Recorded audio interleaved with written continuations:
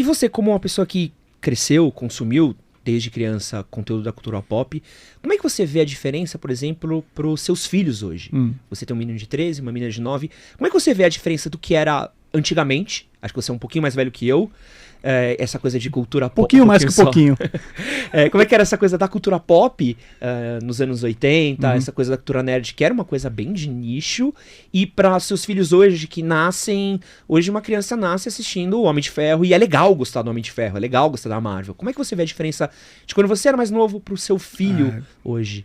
Não é nem de quando eu era mais novo, é de quando a gente começou o Omelete. Né?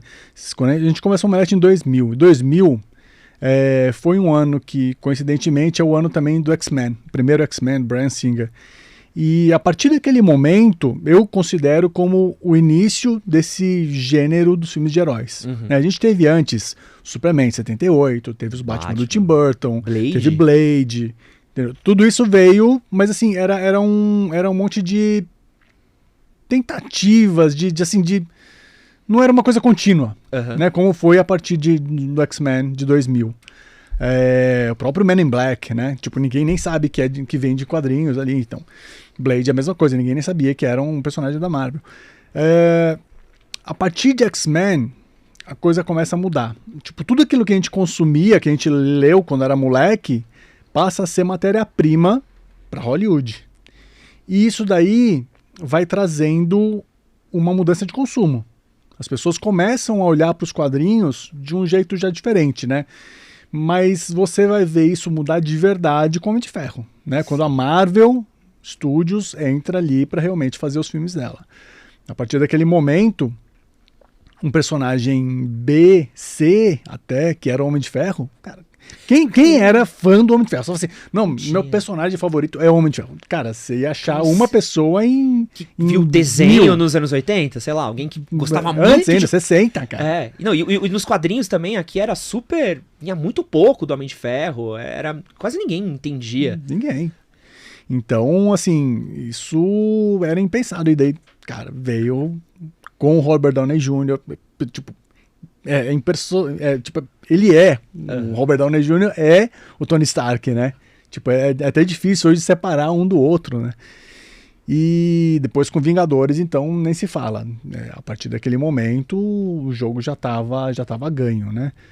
Então, assim, se você pega, então, o Omelete de 2000, né? O que era cultura pop em 2000 e o que ela é depois do vou colocar o Vingadores, mas né, quando já estava mais solidificado, que o próprio Homem de Ferro, o primeiro, sei lá, acho que ele fez 300, 400 milhões de dólares, então não foi um absurdo. Ele era um filme independente, né? Se você parar pra ver, a Marvel produziu ele por conta própria. Não junto tinha com a Paramount, se não me engano.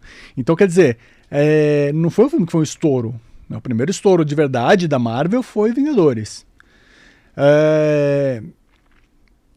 De lá pra cá, vamos colocar aí uns últimos 10, 12 anos, você pega as bilheterias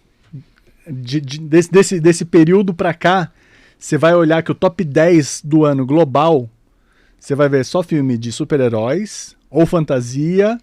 Ou continuação, parte 8 do Velozes e Furiosos. Então, esse já é exceção. O Velozes e Furiosos já é uma exceção. Tipo, a grande maioria ali é baseado em quadrinhos ou fantasia, sabe? Então, mudou então o consumo, o jeito de consumir, né? E hoje é isso que você falou. Hoje você vai em qualquer loja de departamento, você vai ver lá o Homem de Ferro, você vai ver camiseta dos Vingadores, Thor, Hulk, tipo coisa que você não via antes, né? Tipo, era... No shopping, não existia. Quando eu ia pra faculdade, cara, no século passado, literalmente, com uma camiseta do Dente de Sabre, tipo, era eu e mais duas pessoas que sabiam o que era o Dente de Sabre, entendeu? E como é que você vê essa coisa? Porque uma coisa que eu lembro muito de ser nerd, era muito mais novo, era gostar dessa coisa do, eu achei aqui, sei lá, a Saga da Fênix Negra. Então pra mim era uma coisa muito minha, assim, ainda mais a gente que cresceu numa juventude que era analógica, você achar um quadrinho era tipo, achei aquela edição do Super Aventuras Marvel que vai completar esse buraco que eu não tinha. E era uma coisa muito escondida, caçada. E hoje é o mainstream. Sim. Hoje o filho vê com o pai. Você sente que com seus filhos eles têm ainda uma empolgação com isso? Ou pra eles o super-herói é uma coisa do tipo... que nem era, sei lá, filme de ação pra gente quando era mais novo. Tipo, isso aqui sempre foi legal, não tem por que eu ter tanta paixão por isso, ou é isso que todo mundo vê. Não sei se você consegue entender um pouquinho do que eu tô falando. Hoje é o normal, né? O normal é isso. E assim, até falando dos gibis, né? Tá diferente também o consumo, né? A gente cresceu com um gibizinho, o formatinho da Abril ali, entendeu? E era isso, era você perder alguma coisa, cara, você tá ferrado. Eu morei em Mato Grosso do Sul, tinha 15 anos, 15 anos mais ou menos, me mudei para Mato Grosso do Sul com a minha família e tal, e eu tava acostumado, cara, era 89 para 90, então, tipo, era a Batmania no auge, entendeu? Sim. Depois do filme do Tim Burton e tal, tava saindo aqui pela primeira vez, depois de muito tempo, o Batman, mensalmente, formato americano, eram mais ou menos umas 2 histórias ali, se eu não me engano, por edição. Era Neil Adams? Era, nessa época, nessa pegada. Maravilhoso. Então, que tá saindo, inclusive, agora aqui pela Panini, né?